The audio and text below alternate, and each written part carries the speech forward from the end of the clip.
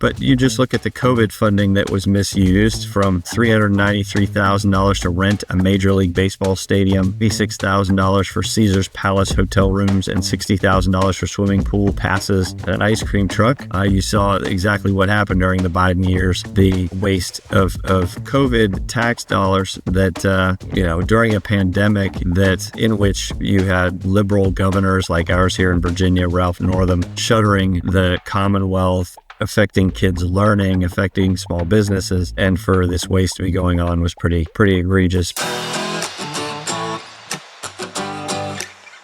Joining us today is Congressman Ben Cline, part of the DOGE Caucus, to talk about DOGE and give us an update of what's happening right now in D.C. about the Department of Government Efficiency. And thanks for joining us and giving us an update.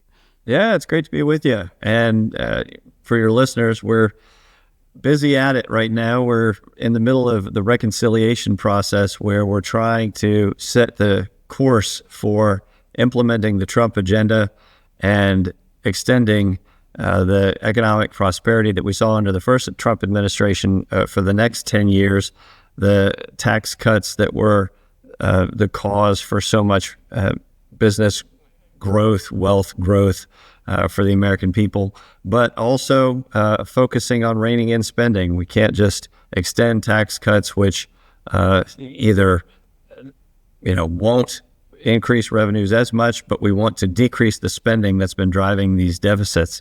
So DOGE has been hard at work, and we're all looking at everything that the DOGE team has been finding. It's been pretty egregious in terms of the waste and the fraud and the abuse that's been going on in the federal government. The American people have known it, but they've not been able to put dollar levels to it and actually seen what the specifics are. And so to bring that home is especially important, and to try and implement that through the savings that are going to be found in reconciliation, that's going to cement those changes in for the long term.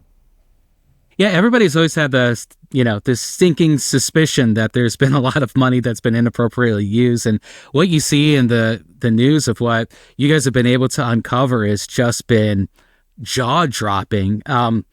You have a first-hand look at this. What have been some of the most craziest things that you've seen so far?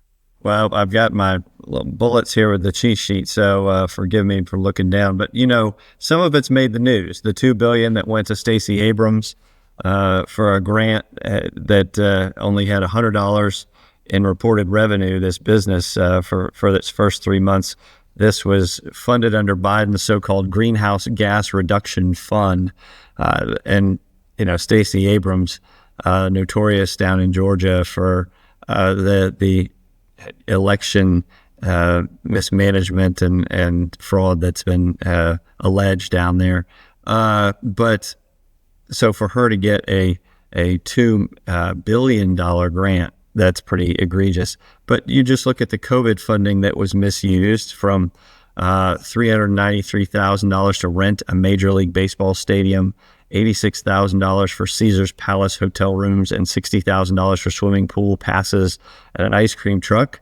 You saw exactly what happened during the Biden years, the waste of COVID tax dollars that, during a pandemic in which you had liberal governors like ours here in Virginia, Ralph Northam, shuttering the Commonwealth, affecting kids' learning, affecting small businesses, and for this waste to be going on was pretty egregious. But most recently, I think you've seen the diversion of FEMA funds meant for disaster response in New York City to putting up illegal immigrants in hotel rooms.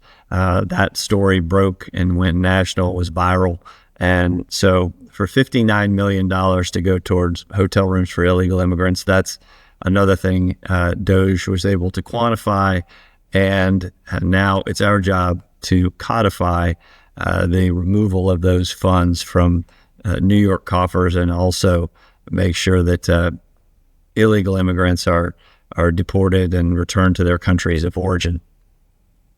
The other one that I saw that was interesting, Elon Musk posted about this recently, is the Treasury Department objecting and stopping transactions from occurring because of either budgets that have run out of money, or the billing coding not matching up correctly, just the standard accounting practices that haven't been happening, and at the total of like $300 million in just 1 week. Are you still seeing this happen? Yeah. In fact, one of the most amazing discoveries on the part of DOGE was the number of credit cards that federal employees had. The federal government had twice as many credit cards issued as they had federal employees. And we know how many federal employees there are. But apparently $40 billion was racked up in credit card usage across 90 million transactions by federal employees. They think it's their own piggy bank. And so DOGE has deactivated over 200,000 federal credit cards for these bureaucrats, and they're not going to be able to charge on the taxpayer's dime anymore. So that's the kind of discovery that's been made by DOGE that I'm glad they're bringing some order back to a lot of the operations of the federal bureaucracy. The green eye shades that I work with on the Appropriations Committee appreciate that. What are they spending the money on? And why does the federal government even need a credit card to begin with? Yeah, theoretically, you would think office supplies, but and things like that. But I think it was abused to the point where you had a lot of food, a lot of restaurants, that kind of thing. You go out for a what you call a working lunch, but it's at one of the snazzier places in D.C., and you can rack up a couple $100 worth of food bills, and that's probably some place that these bureaucrats have been charging a lot on the taxpayer's dime. That's wild, but I don't even think it's just credit card in general. You would imagine you have the government, which unfortunately just likes to print money like crazy, would be able to just even use just a regular card, let alone trying to have it go through, a credit card process. I mean, is there any savings at all in using a credit card? Are there like agreements in place here? Because my understanding is that's typically more expensive than using just even a regular debit card that's tied to actual cash. Yeah, I don't even want to know if they were accruing points or miles or whatever for use. No, I do want to know, and we're going to find out if there's some kind of savings that's being pocketed by the bureaucrats. That's going to come to light as well. Because that's the first thing that I'd be thinking about if these folks are using credit cards is exactly that. What are they using for rewards points? Because I mean, that's why I end up using, a credit card. Yeah, you pay it off by the end of the month, but you get the points, you get the, the miles, you get to use all these other different things to redeem it with. It'd be interesting to see what they were using that for, what hotels, what type of benefits. And I would imagine that's being looked into.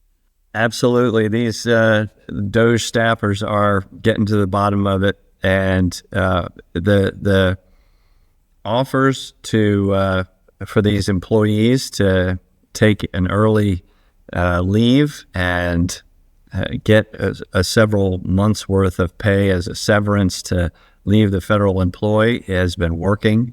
And that, when you combine that with the requirement that federal employees return to the office and actually come back to work, that's also resulting in a lot of people leaving the federal workforce. So it's having its intended effect of reducing the federal workforce by a significant amount. And then we're on to the next round, which is moving a lot of federal offices out of D.C.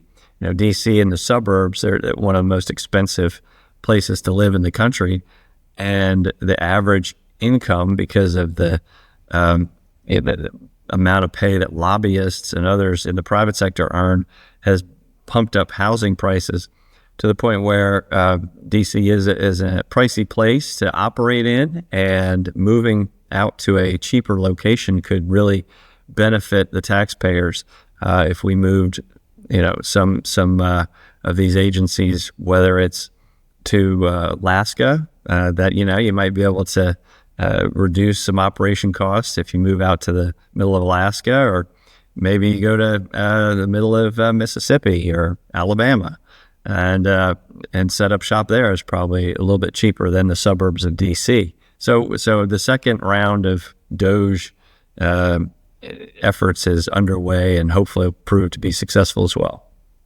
I think that's a great idea, because the other part is, and just being, right on the nose with it is a lot of these government folks vote blue, and to put them into red states, I think is a great idea, instead of consolidating all of that. Because to think about the founding fathers, and the idea of DC was for it to be a district because of those inherent biases of wanting to protect the government. These would be employees who would want to see that as a vested, interest, and you can see that in the voting, outcomes of DC and Northern Virginia and Maryland as well. And so I think that's an excellent idea, to move it to, you're saying Mississippi, moving it to Alaska, moving it to one of these other, super red states.